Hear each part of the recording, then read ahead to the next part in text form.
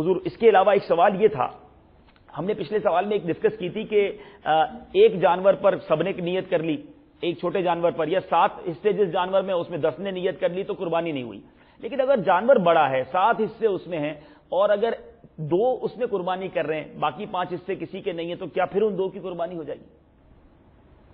کیا صورت بیان کی آپ نے؟ میں یہ عرض کر رہا ہوں کہ مثال کے طور پہ ایک بڑا جانور ہے جس میں 7 حصے ہو سکتے ہیں، لیکن ہم 2 بھائی ہیں مثال کے طور پر، دونوں نے مل کے بڑا جانور قربان کر دیا، باقی 5 حصے تو بظاہر ایسا لگ رہا ہے خالی رہ گئے، تو ان کے لیے کیا حکم ہوگا؟ اس میں تو ہو جائے گی قربانی. ٹھیک ہے، کیونکہ بڑے جانور کے اندر جو ہے وہ اصول یہ ہے جی کہ اس میں 7 حصے ہو سکتے ہیں. ٹھیک ہے، 7 سے کم حصے بھی ہو سکتے ہیں. ٹھیک ہے، 7 سے زیادہ نہیں ہو سکتے. زیادہ نہیں ہو سکتے، نہیں ہو سکتے. ٹھیک ہے، ٹھیک ہے. اچھا، اب 7 سے زیادہ حصے نہیں ہو سکتے، اس کی وجہ کیا ہے کہ جب 7 سے زیادہ حصے ہوں گے تو ان میں ایک شخص ایسا شامل ہو جائے گا جس کا حصہ 1 سے کم ہوگا. ٹھیک ہے، 1 سے کم حصے میں جو قربت ہے، جو نیکی ہے، جو قربانی کا سلسلہ ہے، یہ ہوگا نہیں. ٹھیک ہے. تو اس طرح سے کسی کی بھی قربانی نہیں ہوگی. اللہ اللہ اللہ. اچھا جی جی ارشد. جی جی. اب دوسری صورت جو آپ نے بیان فرمائی کہ 2 نے مل کر کیا، 2 بھائیوں نے مل کر کیا، تو اب یہاں پر 3.5 حصے ایک کے ہو گئے، 3.5 حصے دوسرے کے ہو گئے، تو اب اس صورت میں قربانی ہو جائے گی. اچھا، یہاں اب بعض اوقات ایسا ہوتا ہے، ایک فیملی ہے، 2 بھائی ہیں، والد صاحب ہیں، سب نے مل کر ایک جانور لے آئے، بھائی ایک حصہ ان کا ہو گیا، ایک ان کا ہو گیا، اور آپس میں جب رقم ملانے کا موقع آیا تو ایک نے جناب 10,000 دے دی، ایک نے 20 دے دی، ایک نے 15 دے دیے، جانور کی رقم ہو گئی پوری، رقم ایکولی ڈیوائیڈ نہیں ہوئی. تو اب ایکولی ڈیوائیڈ نہیں ہوئی مطلب یکساں تقسیم نہیں ہوئی، تو اس صورت میں قربانی کا کیا حکم ہوگا؟ اس میں بھی 2 صورتیں ہیں. جی. اب گھروں میں ویسے عموماً ایسا ہوتا تو ہے کہ کسی نے کم رقم دے دی، کسی نے زیادہ رقم دے دی. جی. 7 حصے تھے، گھر کے 7 ہی افراد تھے. جی. مثال کے طور پہ ایک والد صاحب ہیں، 6 ان کے بیٹے ہیں، سب نے جانور خرید لیا، کسی نے کم رقم دے دی، کسی نے زیادہ دے دی. جی جی. مگر اب جو قربانی کر رہے ہیں سب کو پتا ہے کہ ہر ایک کا ایک پورا حصہ ہے. ٹھیک ہے، ایک پورا سب کا حصہ ہے. اب یہ جانور ذبح کرتے ہیں تو سب کی قربانی ہو جائے گی. رقم دینا یا نہ دینا یہ کوئی ضروری نہیں. ٹھیک ہے، ٹھیک ہے. اور اگر یہ صورتحال ہوئی جی جی کہ مثال کے طور پر ایک نے زیادہ رقم دی، ایک نے کم رقم دی، اب جس نے زیادہ رقم دی ہے اس کا ذہن یہ ہے کہ میرا 1.5 حصہ ہے. صحیح ہے. اور جس نے کم رقم دی ہے اس کا ذہن یہ ہے کہ میرا آدھا حصہ ہے. صحیح ہے. اب جب ایسی صورتحال پیش آ جائے گی تو اب کسی کی بھی قربانی نہیں ہوگی، کیونکہ ایک حصہ ایسا اس کے اندر مل گیا جو مکمل پورا نہیں. صحیح. کیونکہ اس میں اصول ہے کہ یا تو پورا حصہ ہوگا، یا ایک سے زیادہ حصہ ہوگا. جو ہی ایک سے کم کسی کا بھی حصہ ہوا تو اب کسی کی بھی قربانی نہ ہوگی. ٹھیک ہے، یعنی رقم مسئلہ نہیں، اگر سب راضی خوشی سے آگے پیچھے رقم ملا دیتے ہیں تو قربانی ہو جائے گی، لیکن حصہ کم از کم ایک ہر کسی کا ہونا چاہیے. حضور یہ بتائیں کہ اب والد صاحب جانور لے آئے اور سب بچوں کو بھی، گھر والوں کو کہہ دیا بھائی آپ کی طرف سے میں قربانی کر رہا ہوں، پیسے کسی نے نہیں ملائے، تو کیا قربانی پھر بھی ہو جائے گی؟ ہاں، اس میں بھی ہو جائے گی، کوئی حرج نہیں ہے. ٹھیک، کیونکہ جب معلوم ہے، اجازت لے لی. صحیح ہے. ان سے اجازت لے لی سب سے، یا ان کو بتا دیا، ان کو پتا ہے کہ ہماری طرف سے قربانی کر رہے ہیں، تو اس میں بھی قربانی ہو جائے گی. اچھا، یہاں اجازت کی آپ نے ارشاد فرمایا، ایک والد صاحب شروع سے گائے لے آتے ہیں یا بڑا جانور لے آتے ہیں اور سب قربانی ہو جاتی ہے گھر میں، لیکن کسی کو یہ بتایا نہیں جاتا کہ تمہارا حصہ ہے، تمہارا حصہ ہے، والد صاحب نے پتہ نہیں کس کی نیت کی ہے، بس گھر میں ہر سال قربانی تو ہو جاتی ہے. تو اس میں والد صاحب کا کیا کردار ہونا چاہیے یا بڑے بھائی کا کیا کردار ہونا چاہیے؟ جب جانور لے کر آئے تو کس طرح سب کو بتایا جائے؟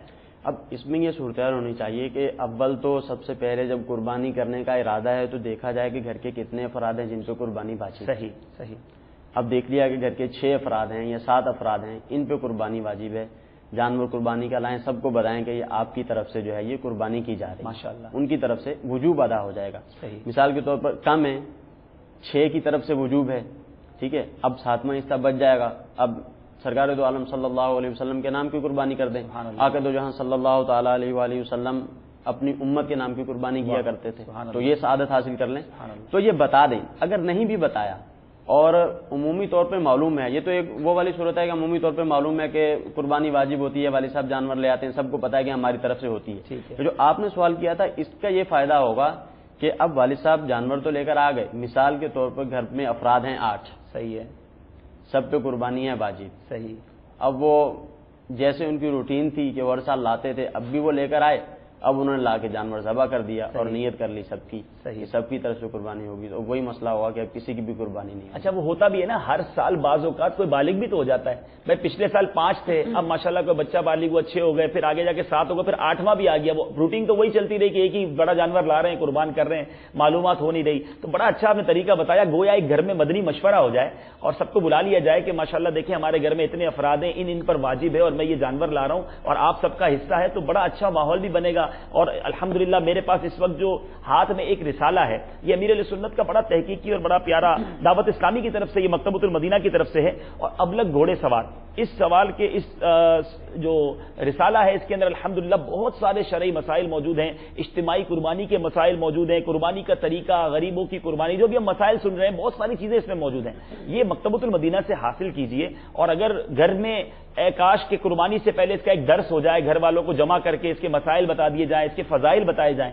دیکھیں جب فضائل پتہ چلتے ہیں نا تو قربانی کرتے وہ خوشی بھی بہت ہوتی ہے کہ اتنا اہم اللہ تعالیٰ نے ہمیں موقع عطا فرمایا ہے کہ یہ سواری بن جائے گی پل صراط پر، پھر اس جانور سے مزید پیار ہو جاتا ہے، پھر جانور پر رحم کس طرح کیا جائے، بہت ساری چیزیں اس میں موجود ہیں، دعوت اسلامی کے مدنی کاموں کی جھلکیاں موجود ہیں۔ تو ذہن نصیب آج اس سلسلے کی برکت سے اگر تمام اسلام میں نیت کر لیں کہ انشاءاللہ اسی عشرے کے اندر قربانی کے مسائل اور یہ رسالہ لے کر تمام گھر والوں کو بٹھا کر جو گھر کے سربراہ ہیں ایک درس ہو جائے، اس پر مشورہ ہو جائے، نیتیں ہو جائیں، اللہ تعالیٰ کے شکرانے کے لیے، اللہ تعالیٰ کی بارگاہ میں شکرانے کے لیے نوافل ادا کیے جائیں۔ دیکھیں کروڑوں لوگ ہیں ایسے جو قربانی نہیں کر پا رہے، اللہ تعالیٰ نے اگر آپ کو یہ موقع دیا ہے تو اس کا شکر بھی ادا کیجیے، خوش دلی کے ساتھ بھی ادا کیجیے، اور میں امید رکھتا ہوں کہ یہ حصے وغیرہ کس طرح ہوں گے، یہ مسائل آپ سمجھ رہے ہوں گے۔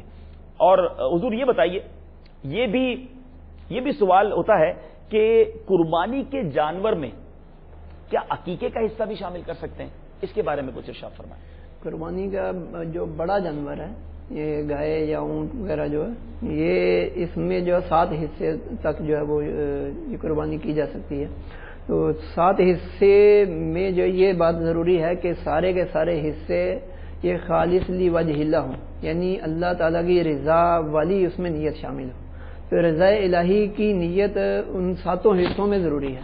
اگر ان میں کوئی ایک حصہ بھی ایسا ہوا کہ جس میں رضا الہی والی نیت نہیں ہے، جیسے کسی نے جو ہے وہ جانور لے آیا اور 7 حصوں کی تو قربانی کر لی اور ایک حصے کا یہ کہا کہ چلے گوشت ہو جائے گا، تو یہ 7 حصوں میں ایک حصہ بھی اگر رضا الہی کی نیت والا نہ ہوا تو ان میں سے کسی ایک کی بھی قربانی قبول نہ ہوگی۔ تو 7 حصوں کے لیے یہ ضروری ہے کہ رضا الہی والی اس میں کوئی نہ کوئی نیت پائی جائے۔ تو اگر جو ہے وہ قربانی کے ساتھ ساتھ عقیقے کی نیت کر لی جائے تو اس میں بھی جو ہے وہ چونکہ عقیقہ بھی جو ہے وہ رضا الہی کی نیت والا ہے، تو اس صورت میں یہ نیت بھی درست ہے، اس میں قربانی کے جانور میں جو عقیقے کے حصے بھی شامل کیے جا سکتے ہیں۔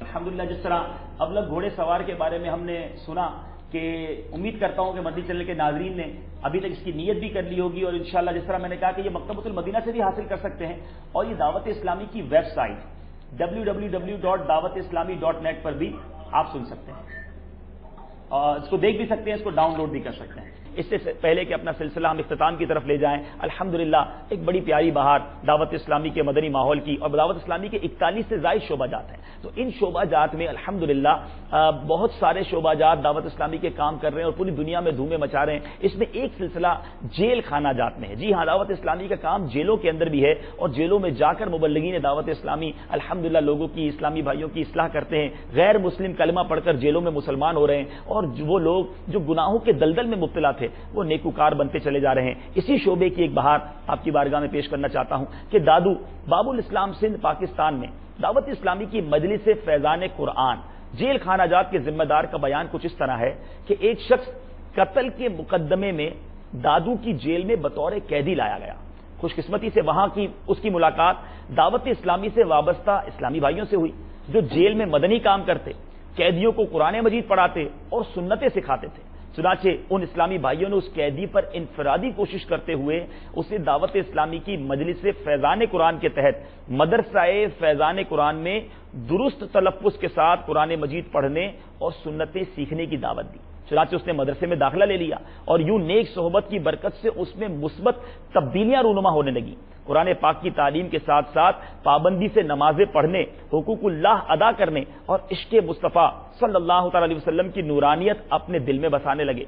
کل تک جس کی آنکھوں میں دہشت و بربریت کی سرخی تھی، آج اس کی آنکھوں میں خوف خدا کے آنسو تھے، جس کی گفتگو میں شرارت تھی اب اس کی زباں پر نیکی کی دعوت ہے، جس کی گردن غرور و تکبر سے اکڑی رہتی تھی اب خدا عز و جل کے روبرو عبادت میں جھکی رہتی ہے۔ بالآخر انہوں نے اللہ عز و جل کی بارگاہ میں گر گڑا کر اپنے سابقہ تمام گناہوں سے توبہ کی اور دعوت اسلامی کے مہکے مشکبار مدنی ماحول سے وابستہ ہو کر سنتوں کے سانچے میں ڈھل گئے۔ نیز اس عظیم مقصد مجھے اپنی اور ساری دنیا کے لوگوں کی اصلاح کی کوشش کرنی ہے پر کاربند ہو گئے۔ ربیع الغوث 1427 سن ہجری بمطابق مئی 2006 کو جب یہ اسلامی بھائی رہا ہو کر باہر نکلنے لگے تو جیل کا عملہ اور قیدیوں کی ایک تعداد تھی جن کی آنکھیں اشکبار تھی کہ واہ، ایک مجرم گناہوں کے دل دادا کو دعوت اسلامی کے مشکبار مدنی ماحول نے عاشق رسول اور نیکوکار بنا دیا، مسلمانوں پر ناجائز ظلم و ستم کرنے والے کو ان کا خیر خواہ بنا دیا۔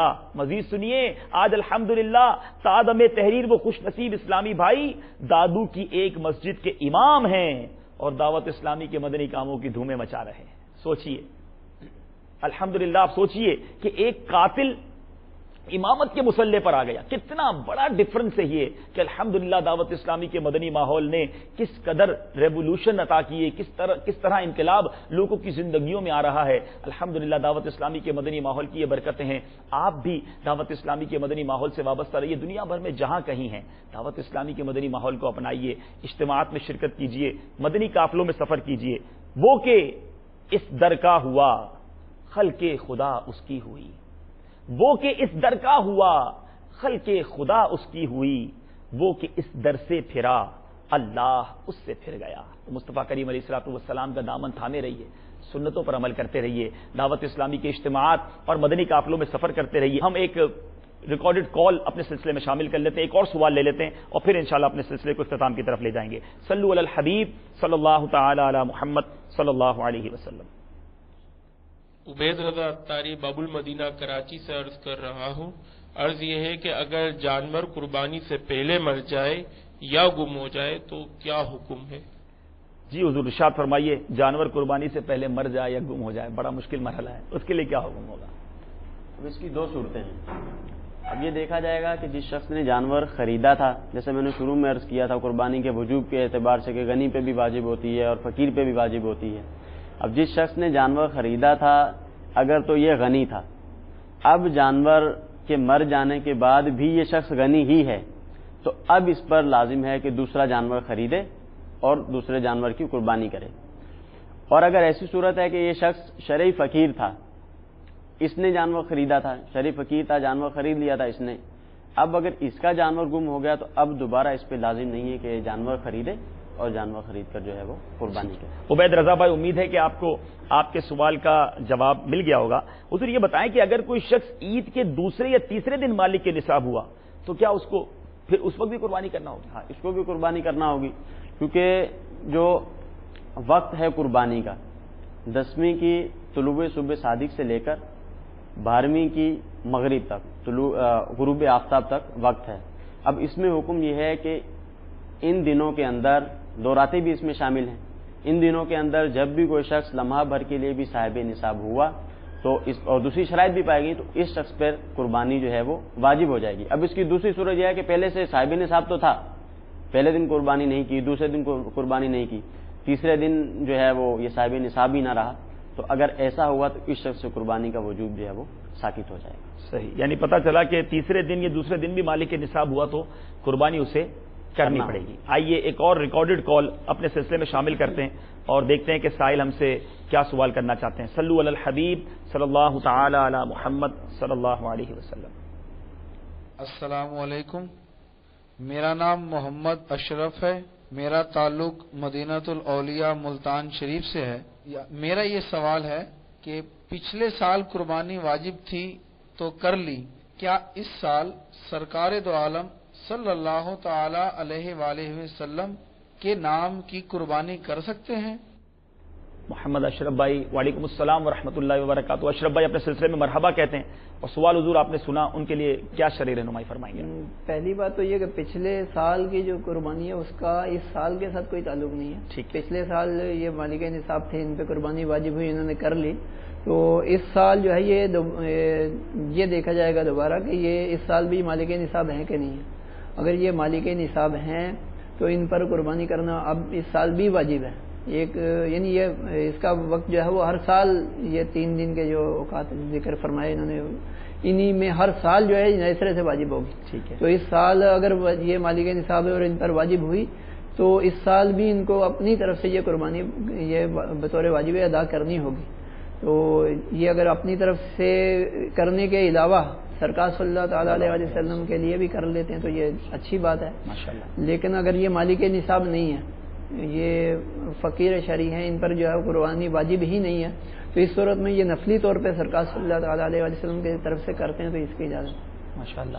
اور اشرف بھائی یہ بھی آپ کے سوال سے محسوس ہو رہا ہے, ہو سکتا ہے کسی کے ذہن میں یہ بھی ہو کہ جس طرح زندگی میں ایک بار حج فرض ہے, اسی طرح جو ہے وہ قربانی ہے. ایسا نہیں ہے, قربانی جو ہے وہ ہر سال ان دنوں میں واجب ہوگی. اگر آپ صاحب نصاب ہوں گے تو قربانی کرنی ہوگی. حضور یہ بتائیں کہ اگر اسلامی بہن ہے گھر میں, ان کے پاس زیورات ہوتے ہیں, اب وہ زیورات سونا وغیرہ تو ہے, اس کی رقم بھی اتنی بن جاتی ہے, لیکن ان کے پاس بقیہ اب رقم نہیں ہے کہ اس کیش سے قربانی کریں, اور گھر کے جو شوہر وغیرہ ہیں یا ان کے بچوں کے ابو یا جو بھی ہیں ان کے پاس بھی رقم نہیں ہے, تو اب کیا وہ قربانی کریں گی یا نہیں کریں گی؟ ان کے لیے کیا ہوگا؟ قربانی کا وجوب تو ان پر ہے. ٹھیک ہے. کہ قربانی ان کو کرنی ہے. ٹھیک ہے.